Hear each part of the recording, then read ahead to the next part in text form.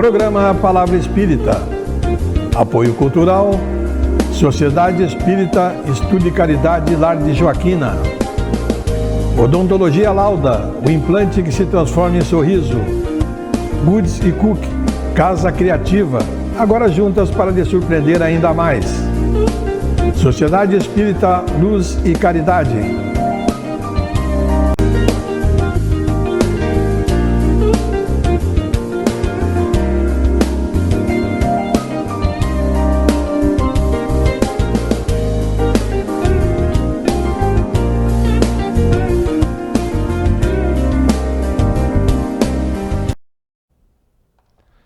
Estamos iniciando pela TV Santa Maria, canal 19 da NET, mais um programa Palavra Espírita. Agradecendo aos nossos apoiadores culturais, Sociedade Espírita Estudo e Caridade Lar de Joaquina, Odontologia Lauda, o implante que se transforma em sorriso, Goods e Cook, Casa Criativa, agora juntas para lhe surpreender ainda mais, e o nosso mais novo apoiador cultural, a Sociedade Espírita Luz e Caridade, a CELC, do meu irmão e amigo Moacir Germani.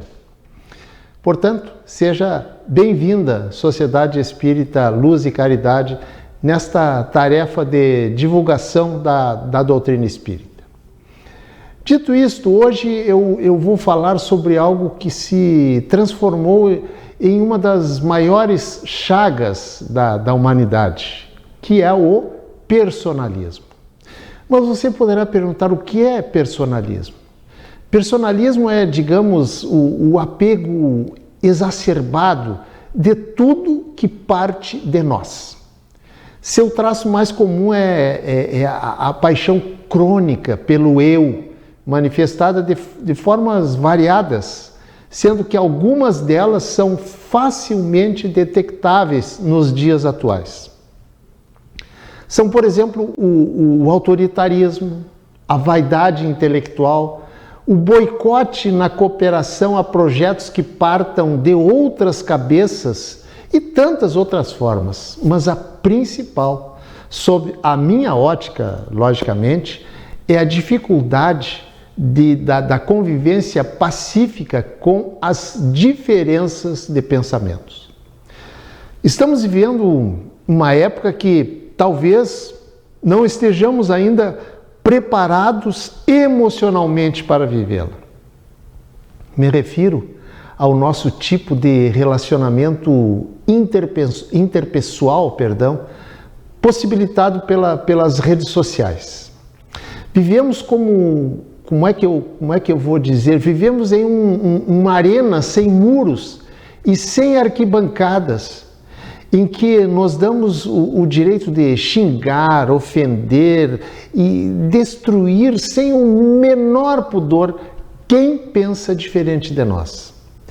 Infelizmente, é triste o que eu vou dizer, mas nessa arena encontram-se muitos confrades espíritas que praticam, praticam o espiritismo de aparência, ou como queiram, o espiritismo de superfície, porque não conseguem, pelo menos até agora, assimilar as propostas éticas da doutrina dos espíritos.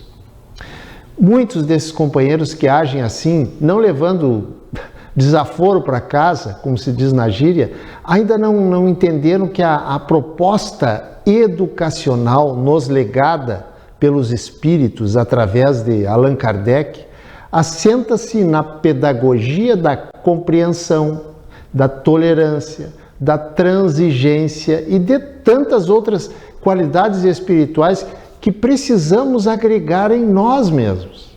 É fácil? Claro que não. Claro que não é fácil, eu sei disso. Mas precisamos ter consciência de, pelo menos, tentar diminuir esse ímpeto de querer mal quem pensa diferente de nós, quem não comunga com a nossa forma de pensar. Ou seja, se conseguirmos corrigir ou mesmo até diminuir um pouco essa volúpia, estaremos dando um passo importante para iniciar a nossa melhora enquanto espíritos imortais. Afinal, é para isso que estamos aqui, ou seja, para avançarmos no nosso processo de melhoria e não para piorar a nossa situação de espíritos aprendizes. Mas para começarmos a nossa melhora, precisamos entender o que se passa conosco, entender as causas dessas nossas reações, mergulhar nos motivos das nossas dificuldades e antipatias e pesquisar as origens das nossas tendências e maus pendores para conhecer as raízes das nossas emoções menos saudáveis. Essa questão da vivência espírita tem passado desapercebido de muitos espíritas. E não é por outra razão que bons tarefeiros têm abandonado a sementeira ou, ou tombado em diversos insucessos do comportamento humano. Por isso, precisamos fazer uma análise, de preferência sem paixões, uma análise séria sobre o assunto, tomando-se como exemplo, tomando-se por base um campo preparado para o plantio, onde o agricultor não semeou as sementes ou se semeou, levado pela impaciência, pela intransigência com a natureza, se deixou-lhe tirarem a vontade de continuar os trabalhos imprescindíveis com a terra, para obter no final uma boa colheita. E aí eu pergunto, que resultados esperar dessa plantação? Pois assim muitas vezes acontece com muitos companheiros desavisados que não percebem que trabalhar, estudar e praticar são os caminhos de novas descobertas e de fortalecimento espiritual. Porém, se nós não nos aplicarmos, não nos dedicarmos ao serviço de transformação interior, ou seja, da transformação de nós próprios, deixaremos de semear no nosso terreno pessoal as sementes vigorosas que vão nos conferir no futuro uma colheita boa, uma colheita farta, uma colheita até abundante. Não existe felicidade sem o pleno conhecimento de nós mesmos. Por isso que saber os motivos das nossas reações, digamos, intempestivas e desproporcionais, é de suma importância para o engrandecimento da alma na constante evolução do espírito. Conhecer-se, na verdade, é libertar-se da ignorância e adquirir domínio e poder sobre si mesmo.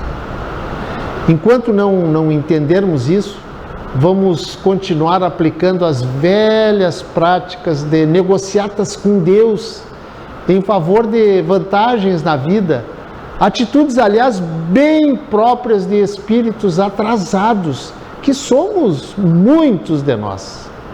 Infelizmente, habita em nós um sentimento que nos trava de evoluirmos mais rapidamente. Estou me referindo ao orgulho. O grande problema do orgulho não é o orgulho propriamente dito, mas sim o descontrole dos seus efeitos em nós. Esse que é o grande problema. No atual estágio evolutivo em que nós estamos aqui, nesse gigantesco mundo escola chamado planeta Terra, sofremos de quase uma total incapacidade de controlá-lo, de controlar o nosso orgulho. Ele está presente em quase tudo que fizemos. Vejam as redes sociais. Quando eu respondo a uma provocação, é porque feriu o meu orgulho. E aí o que eu faço? Respondo na mesma altura. Infelizmente, a tecnologia que proporcionou o acesso e a interação interpessoal através das redes sociais tornou as pessoas chatas, amargas, briguentas e, por que não dizer, até infelizes. Através desse meio de comunicação que é a internet, esse meio de interação das pessoas extravasarem, muitas vezes até o seu vazio existencial, as suas frustrações e o seu ódio por quem simplesmente pensa diferente delas. É triste, mas é real. E eu vejo com tristeza pessoas espíritas agindo dessa forma. E aqui nesse ponto, eu volto lá no início, quando eu disse que o personalismo é uma das maiores chagas humanas, nos levando a achar que o certo, o correto, sou sempre eu e nunca o outro. Quem age assim não percebe que o grande problema não é exatamente como convivemos com o outro, e sim o grande problema é como convivemos com o que sentimos e pensamos em relação ao outro. Exatamente por isso que em uma disputa de quem está certo e de quem está errado, antes de querer corrigir o outro, precisamos corrigir a quem? A nós mesmos. Essa postura nos serve de bússola, pois que nos indica a hora, nos indica o momento de calar, o momento de silenciar, associado ao ato superior de tolerar. Aliás, por falar em tolerar, hoje, ou seja, nesse momento da vida pelo qual estamos passando, me parece pelo menos que estamos mais intolerantes, mais inflexíveis, mais intransigentes do que em outras épocas. Talvez esse barulho que você esteja escutando é a chuva que está caindo neste momento.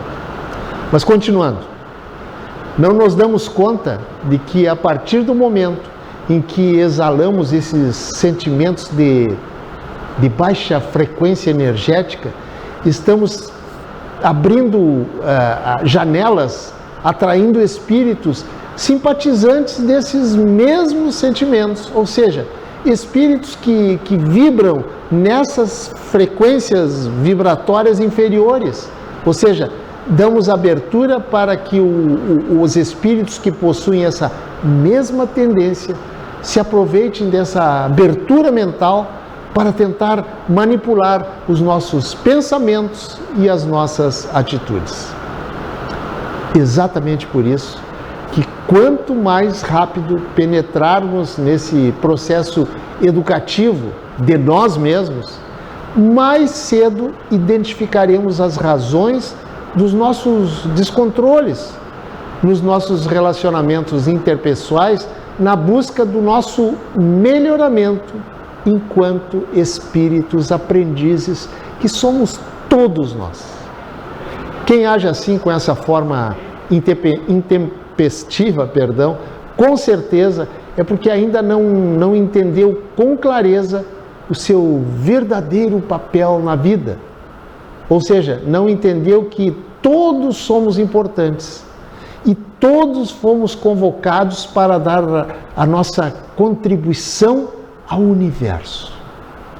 Todo o envolvimento na vida tem um propósito determinado, pois que para tudo há um sentido, para tudo há uma explicação, ainda que este sentido e essa explicação estejam fora do nosso conhecimento. Em tudo que nos acontece, embora não percebamos, há uma mensagem implícita voltada para o nosso progresso espiritual, ainda que ele se manifeste de forma inarticulada e muitas vezes silenciosa. A vida sempre agirá em nosso benefício. Lamentavelmente, ainda somos espíritos muito pequenos em termos evolutivos para entendermos que as dificuldades que a vida nos apresenta têm sempre um caráter evolutivo. Mesmo que nos vejamos não merecedores de certos infortúnios de que se nos apresentam agora, esses certos infortúnios, não são castigos ou punição absolutamente, Mais tarde, quando tivermos mais maturidade espiritual, tomaremos consciência de que as dificuldades e os obstáculos que se apresentaram na nossa trajetória de vida agora eram, na verdade, preciosos ensinamentos de lições ainda não aprendidas. E aqui eu incluo as provocações que transitam nas redes sociais e que, invariavelmente, ainda não sabemos lidar com elas. Ou seja, ainda não aprendemos a calar, não aprendemos a silenciar, lamentavelmente. Mas tudo tem o seu tempo.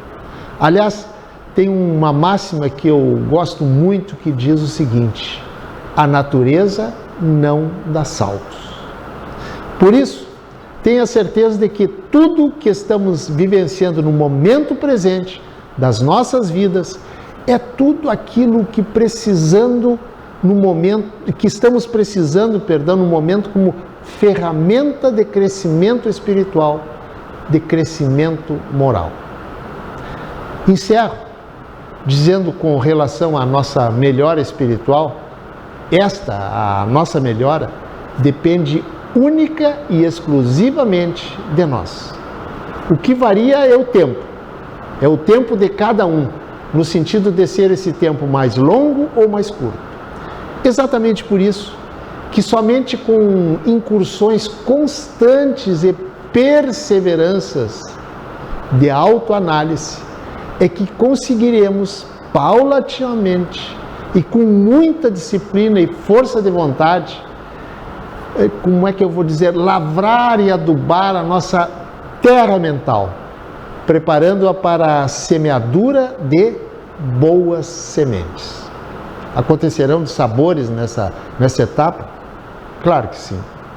Mas no frigir dos ovos, como se diz por aí, você vai perceber que valeu a pena ter lutado por você mesmo, no sentido de ter trabalhado para se transformar em uma pessoa melhor. Pense nisso. Muito obrigado, um abraço e até o nosso próximo encontro. Tchau. Programa Palavra Espírita. Apoio Cultural, Sociedade Espírita Estudo e Caridade Lar de Joaquina. Odontologia Lauda, o implante que se transforma em sorriso. Goods e Cook, Casa Criativa, agora juntas para lhe surpreender ainda mais. Sociedade Espírita Luz e Caridade.